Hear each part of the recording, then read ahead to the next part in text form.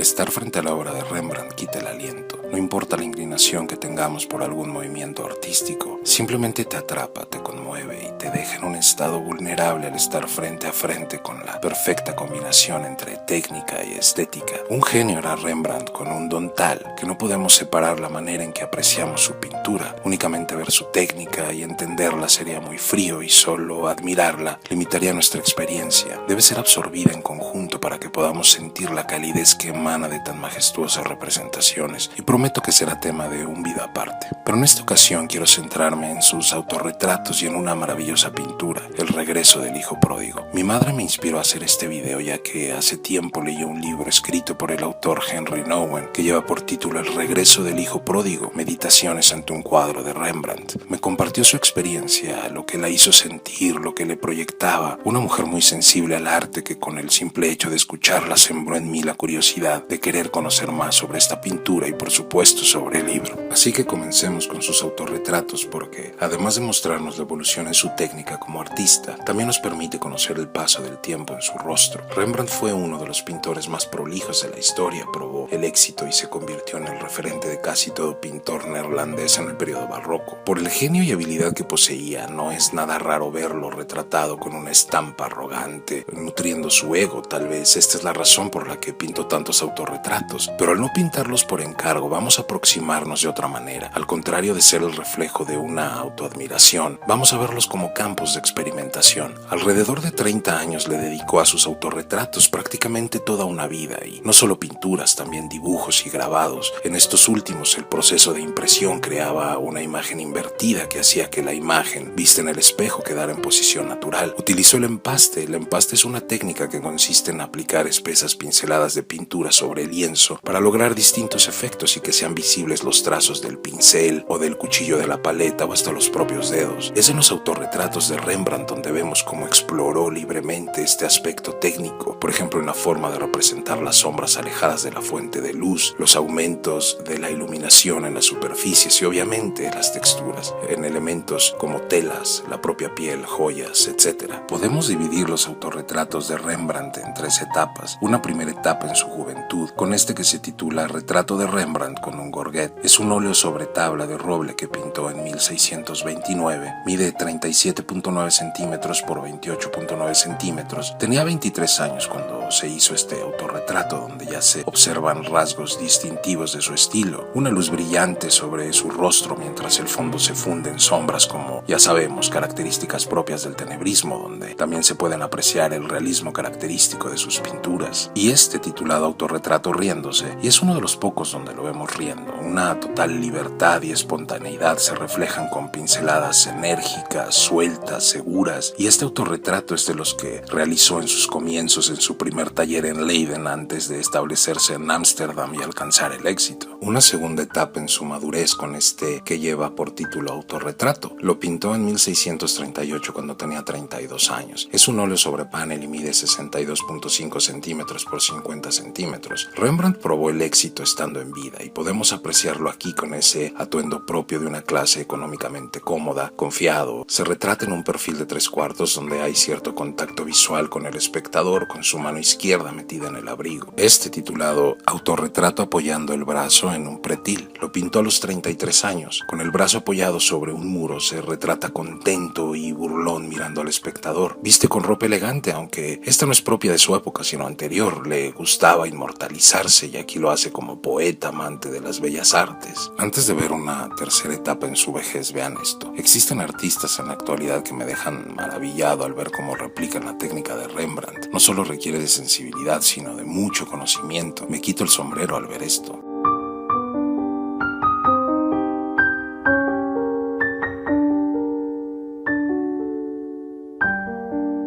Ahora sí, terminemos con estos dos autorretratos. Este titulado solamente Autorretrato lo pintó en el año 1658 a los 51 años y dirán, oye, pues ¿tú qué consideras vejez? Si tomamos en cuenta que vivió hasta los 63 años, creo que sí podríamos considerarlo. Es un óleo sobre tela y mide 133.7 centímetros por 103.8 centímetros. Aquí podemos apreciar la técnica de empaste que habíamos comentado. Se retrata en una pose completamente frontal, algo poco usual porque generalmente eran los reyes a los que se retrataba así, y la conclusión es que por la ropa que llevaba puesta, la silla y la vara que sostiene en la mano, parece retratarse a sí mismo como una especie de rey, algo deliberado porque sabía que era considerado como el rey de la pintura. Y uno de los más famosos de Rembrandt, se titula Autorretrato con paleta y pinceles. Lo pintó en 1665 a los 58 años de edad, 5 años antes de morir. Un Rembrandt totalmente marcado por el tiempo, con nariz y orejas anchas, una vestimenta que solo denota comodidad, despeinado y despreocupado, pero con sus materiales de pintura. Apreciamos nuevamente esa pincelada suelta, vigorosa, y vemos como la mano izquierda está prácticamente ausente, pero lo que no está ausente es ese fascinante claroscuro iluminando el pecho y rostro, dejando el resto en penumbra. Fue uno de los últimos autorretratos y viendo directamente al espectador. A diferencia de los anteriores, aquí ya vemos un cambio en su mirada. Ya pasó de ese juego burlón y egocéntrico propios de la juventud y éxito a una mirada más humilde, más recogida y reflejando una cierta tristeza, que era algo obvio porque en esa etapa ya habían desaparecido la abundancia y opulencia para darles paso a la pobreza y soledad.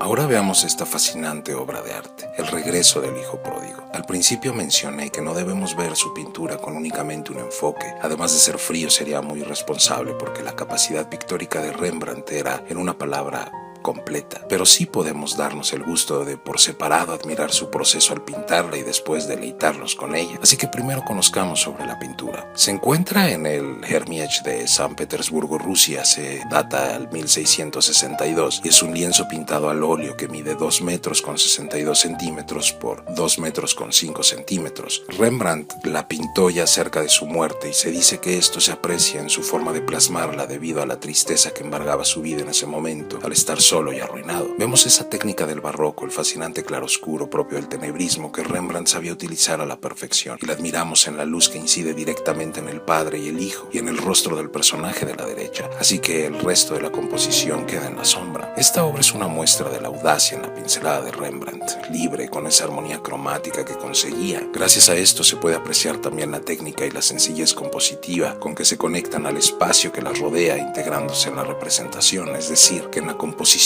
el espacio y las figuras de los personajes se convierten en algo tan inseparable y expresivo que comulgan con la calidez empleada en esa paleta de colores de ocre, dorado, oliva y escarlata. Quiero entender la razón que llevó al autor Henry Nouwen a escribir El regreso del hijo pródigo, meditaciones ante un cuadro de Rembrandt, y también quería entender la razón que llevó a mi madre a compartirme su experiencia al leerlo. Y ya que vimos el proceso que envolvía la genialidad de Rembrandt en cuanto a su técnica al pintarla, yo les comparto lo que motivó a Nouwen a escribir el libro sobre esta escena tan específica. En el prólogo nos cuenta cómo no podía apartar la mirada de ella, y para no pretender hacer este texto mío lo leeré en forma de cita. Me sentí atraído por la intimidad que había entre las dos figuras, el cálido rojo del manto del hombre, el amarillo dorado de la túnica del muchacho y la misteriosa luz que envolvía a ambos, pero fueron sobre todo las manos del anciano, la manera como tocaban los hombros del muchacho lo que me trasladó a un lugar donde nunca había estado antes. Además de presbítero y teólogo, Henry Nouwen también es psicólogo y escritor, autor de otros títulos incluyendo, solo por mencionar algunos, La vida del amado y El camino del corazón, así que posee todas las herramientas para trasladarnos junto con él a ese momento de reflexión, a ese momento en el que presenció uno a uno la pintura que lo marcó sin restricciones, sin interrupciones, sin ningún agente externo que pudiera interponerse entre él y el objeto de su obsesión desde hacía 3 años. Pero ¿cómo logró esto si la pintura se encuentra en la que se considera el museo galería más grande del mundo? Así que ya se imaginarán el flujo de visitantes que a diario recorren la sala donde se encuentra la pintura. Pues vaya que tuvo suerte, o la palabra correcta es suerte. Cuando estuvo en Rusia era claro para él que era obligada la visita al museo, pero los factores que ya mencioné se interponían, sobre todo estar sujeto a un horario y por supuesto una estancia controlada frente a la pintura. Su amiga Susan Massey, al ver este deseo, le proporcionó el número de un amigo, Alexei Briantsev. Al saber su inquietud, con toda amabilidad se ofreció a ayudarlo. ¿Y quién era Alexei? ¿Solamente un empleado más del museo? ¿O solamente alguien que conocía a alguien que a su vez conocía a alguien que podía ayudar? Pero sí era un empleado. pero era nada menos que el director de curaduría de las obras del museo, así que imagínense el acceso irrestricto que le dio para poder estar frente a esta obra. Quedó maravillado por su majestuosa belleza, incluso nos sorprende su apreciación de espectador crítico al darnos especificaciones como el tamaño, los colores, abundantes rojos, marrones y amarillos, sus huecos sombreados y sus brillantes primeros planos, pero sobre todo el abrazo del padre al hijo, envuelto de luz y rodeado de 4 misteriosos mirones. Al estar frente a ella, todo lo demás pasó a segundo plano. No tenía importancia, estaba cautivado sin más. Se sentía en casa. Mientras muchos grupos de turistas pasaban rápidamente con sus guías, él permanecía sentado en una silla de terciopelo rojo que estaban frente a los cuadros. Solo miraba, ahora estaba viendo el original, es decir, nos hace sentir la maravilla que era estar solo, sentado en el Hermitage de San Petersburgo, pudiendo contemplar el regreso del hijo pródigo todo el tiempo que quisiera. Tuve la fortuna de encontrar un link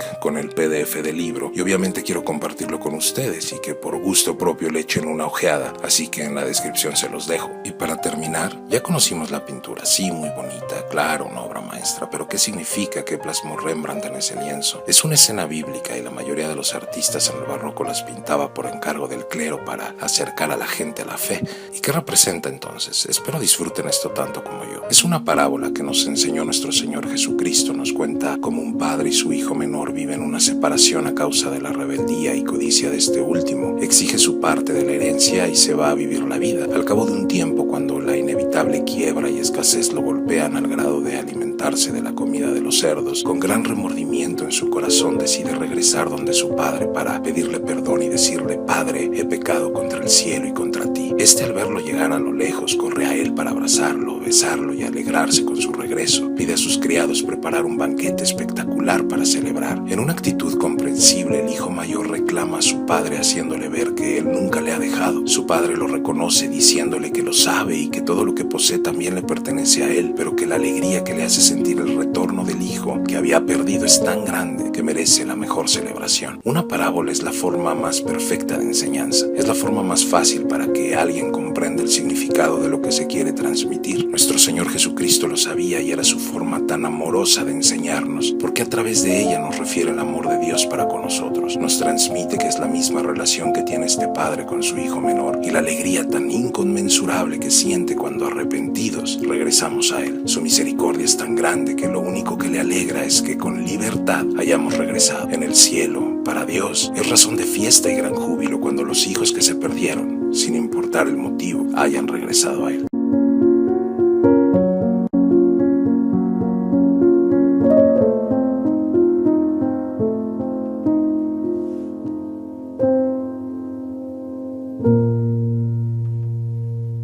Espero les haya gustado el video. Siempre mi gratitud por sus likes y suscripciones. Arte hasta hartarte. Nos vemos el siguiente.